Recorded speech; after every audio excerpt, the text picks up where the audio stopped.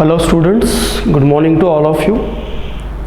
जैसे कि हमने लास्ट क्लास में एक नई चीज़ शुरू की है, आप सबको पता है that we are started with cytoskeletal structures and in that we have already completed the first cytoskeletal structure out of 3, that is microfilaments. So if you recall certain things, why we call these structures a cytoskeletal structure? Because their primary function is to provide support to the cell as a whole or some kind of cellular component, right?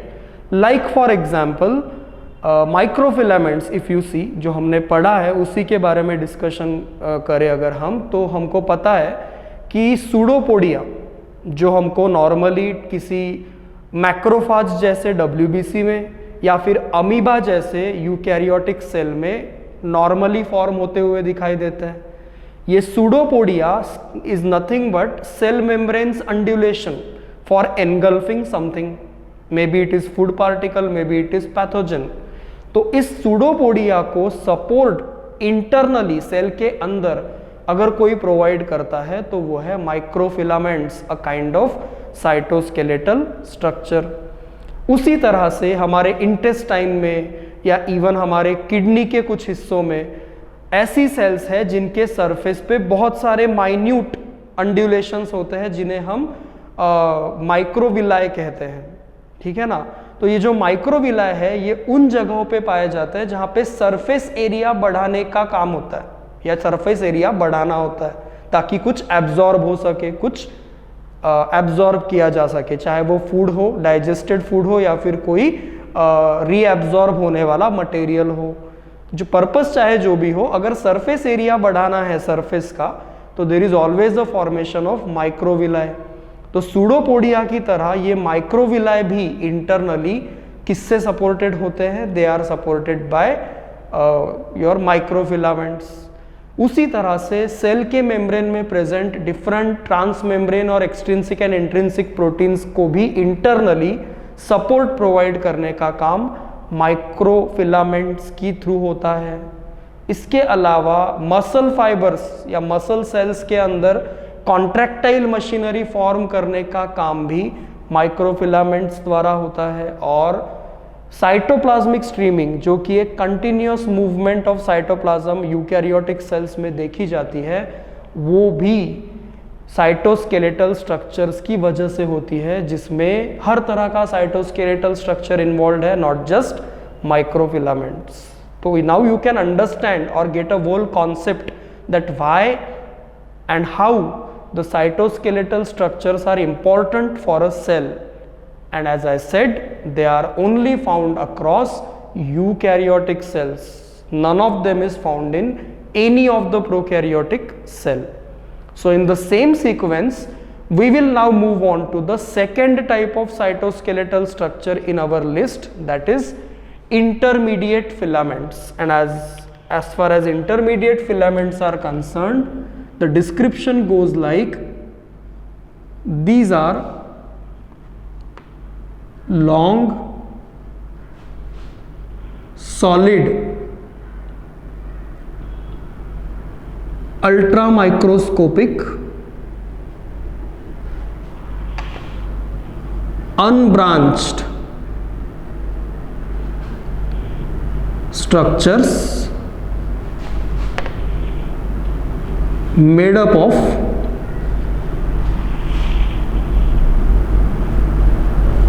variety of proteins. Okay, this is something different that you see in case of intermediate filaments as compared to microfilaments. Some things are common, like they are also long, they are also solid, they are also ultra microscopic. So no new discussion is here as far as these three things are concerned, but these are always unbranched. Microfilaments can show branching at times, but intermediate filaments, designated as IMs many a times, are always unbranched and they are not made up of any particular type of protein, or like we say in case of microfilaments that they are made up of actin protein. Here there are variety of proteins which can form intermediate filaments. Most prominent amongst them are keratin, शायद ये पता हो आपको क्योंकि हमारे नाखून से लेकर बालों में, हेयर्स में केराटिन होता है। इसके अलावा सिनेमीन एंड विमेंटीन, ये नाम थोड़े से न्यू है तो अजीब लगेंगे हमेशा की तरह, but as you read them they will be very familiar to you. Synemin, vimentin या केराटिन, ये काय के नाम है? तो ये है variety of different types of proteins जो मिलकर या इंडिविजुअली क्या फॉर्म करते हैं? Long, solid, ultra microscopic, unbranched structures that provide structural support to the cell or cellular components, hence included under cytoskeletal structures, particularly intermediate filaments. Is it okay? So if someone asks you that what is the protein that is found in microfilaments, answer goes like actin. The same question, if asked about intermediate filaments, within options you may find keratin or cinnamon or vimentin, as it is, as an intermediate filament is not made up of single type of protein as microfilaments do. Is it okay? Now the second very important and interesting fact about intermediate filaments is these cytoskeletal structures are found only in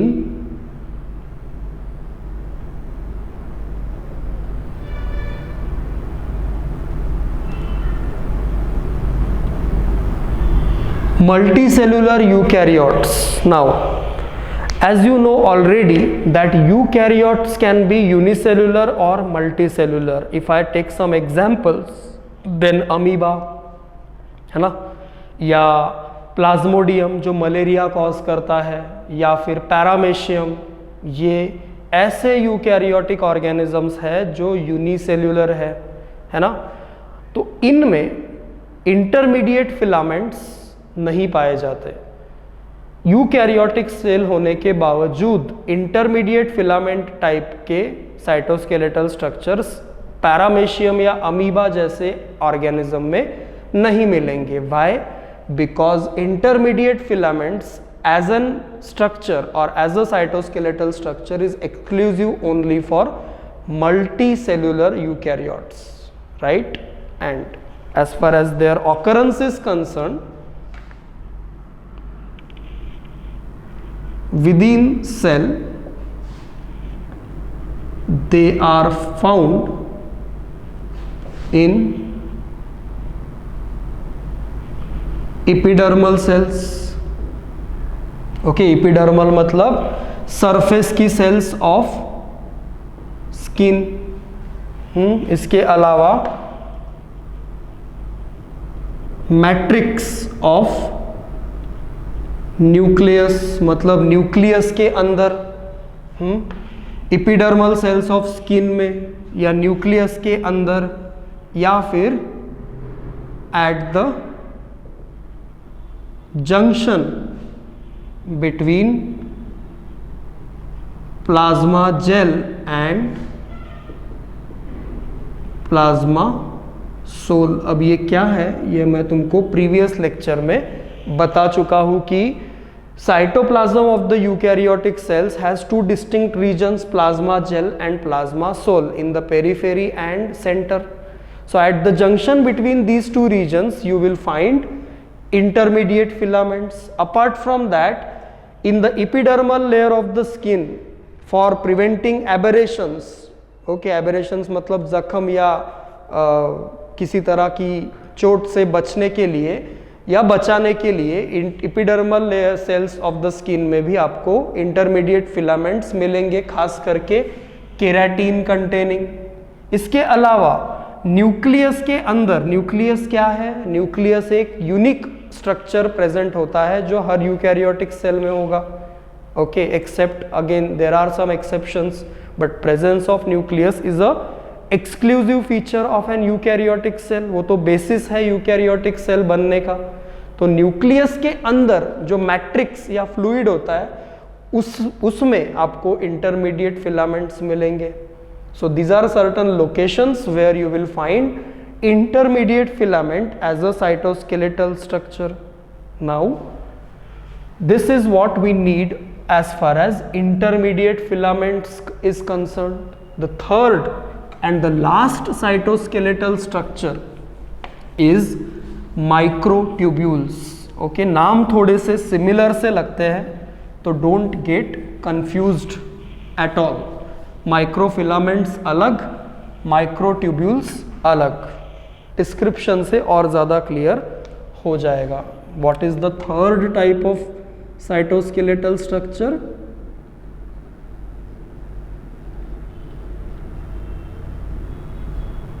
Microtubules. Is it okay? So see,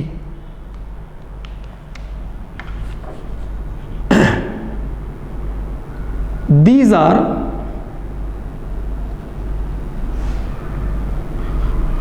ultra microscopic, hollow,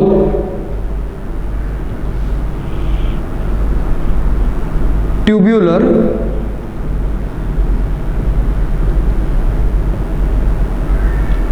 proteinaceous structures. Just look at the definition properly, okay?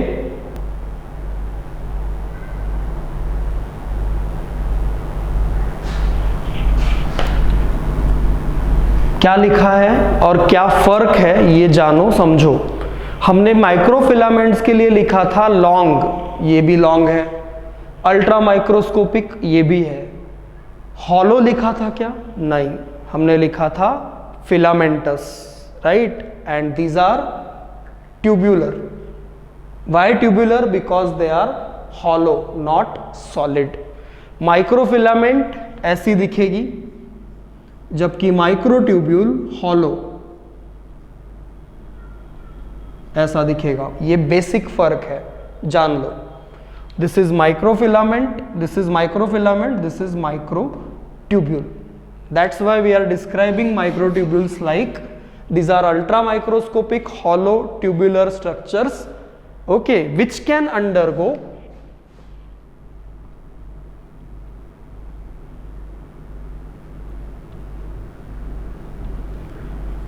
reversible growth. Now what is the meaning of growth? ये तो सब जानते हैं। growth का मतलब increase in length, increase in volume, increase in biomass, that is what growth। अगर ये filamentous या tubular structure है तो no doubt growth मतलब length में होगी। तो हाँ, length में है, लेकिन normal growth लिखा है क्या? नहीं।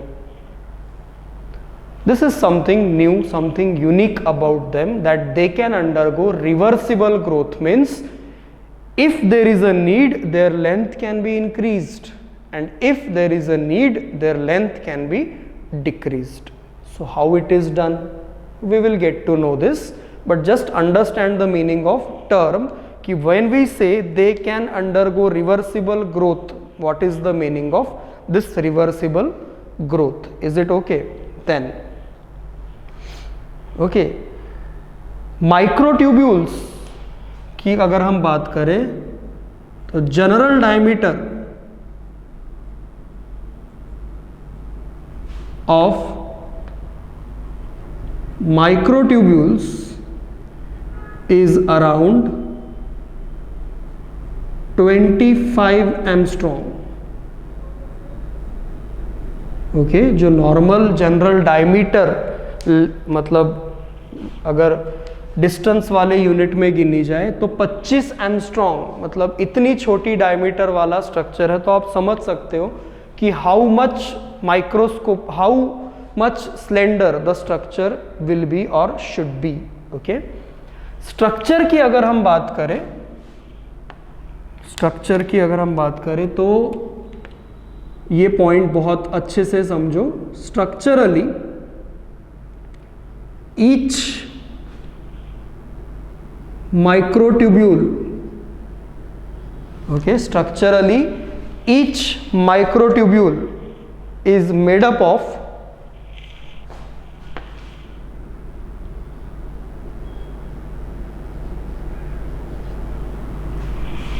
13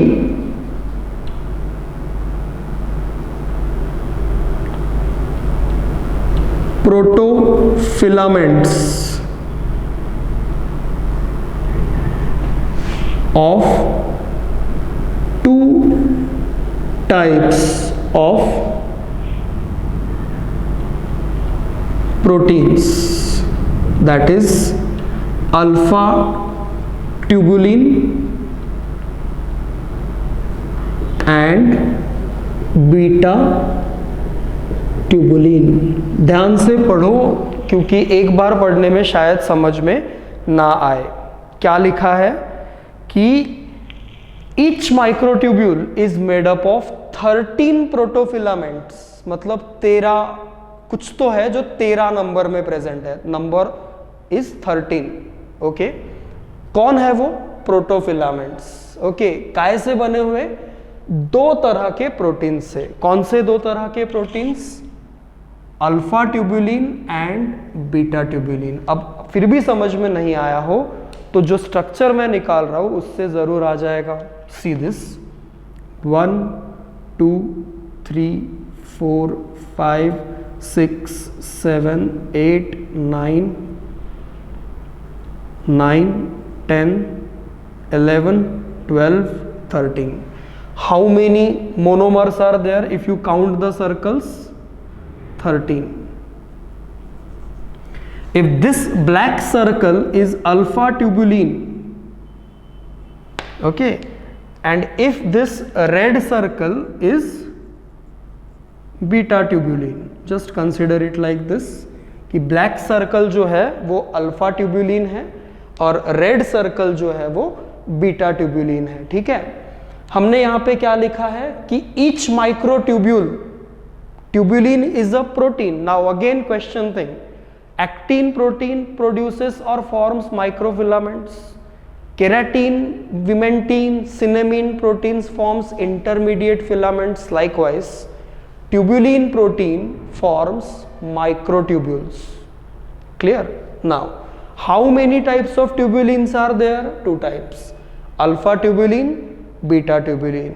Here for understanding purpose we are representing them like black is alpha tubulin and red is beta tubulin.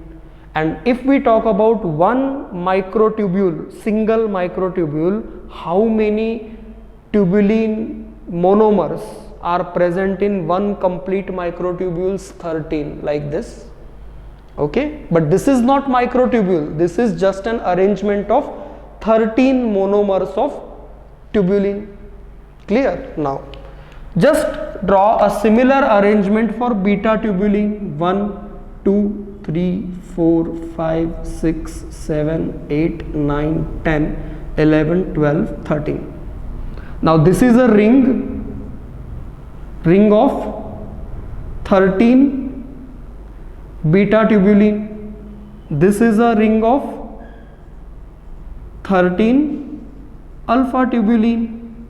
Now imagine a situation where many such rings are placed one over other. What will happen if I place a ring one over other? There will be formation of tube because each ring is hollow in the middle. तो इनको अगर मैं एक के ऊपर एक रखूं तो एक ट्यूब बनेगी ना, जो कैसी होगी? अंदर से हॉलो। तो एग्जैक्टली वही चीज माइक्रोट्यूब्यूल के साथ होती है। सी दिस,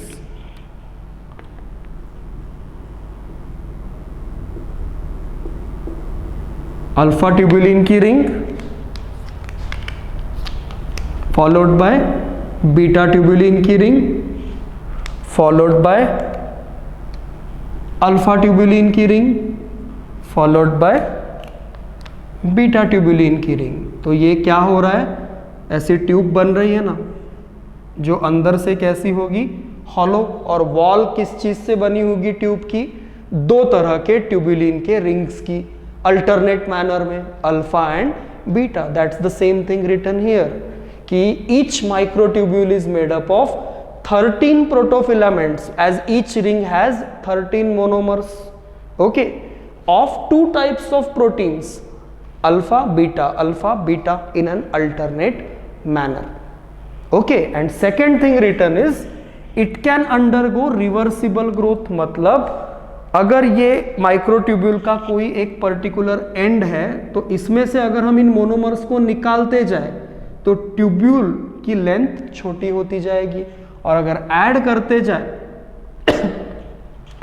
तो क्या होगा, माइक्रोट्यूब्यूल की लेंथ बढ़ती जाएगी. That's the reason why these particular cytoskeletal structures are unique, as they can undergo increase or decrease in their length by addition or removal of tubulin monomers. And how these tubulin monomers are arranged? They are arranged in the set of 13 in an alternate manner, alpha beta like that. Getting the thing? Is it okay? समझ में आ रही है बात? यही ज़रूरी है कि आप इनके तीनों के स्ट्रक्चर्स को समझो, इनके मोनोमर्स को समझो, ठीक है. यही चीज़ें जो है वो साइटोस्केलेटल स्ट्रक्चर के बारे में पूछी जाती है और यही चीज़ें जो है वो ज़रूरी है. अब लास्ट में हम आते हैं फंक्शंस की तरफ, ओके. तो देखो फंक्शंस पे ध्यान दो, फंक्शंस भी ज़रूरी है. पहला, microtubules work for cytoplasmic streaming. ये तो मतलब बाय डिफॉल्ट है, कोई भी साइटोस्केलेटल स्ट्रक्चर ये कॉमन फंक्शन आप हमेशा बता सकते हो. इसके अलावा structures like spindle fibres, okay, और सिलिया एंड फ्लैजेला, इन दोनों को हम नेक्स्ट लेक्चर में पढ़ने ही वाले हैं, तो नो प्रॉब्लम, वहाँ पे फिर से माइक्रोट्यूब्यूल आएंगी ही आएंगी. स्ट्रक्चर्स लाइक स्पिंडल फाइबर्स कहाँ काम करते हैं, माइटोसिस एंड मियोसिस. मतलब कुल मिला के सेल डिवीजन यूकैरियोटिक सेल में एक स्पेशलाइज्ड स्ट्रक्चर के फॉर्मेशन के थ्रू होता है, दैट इज स्पिंडल फाइबर्स.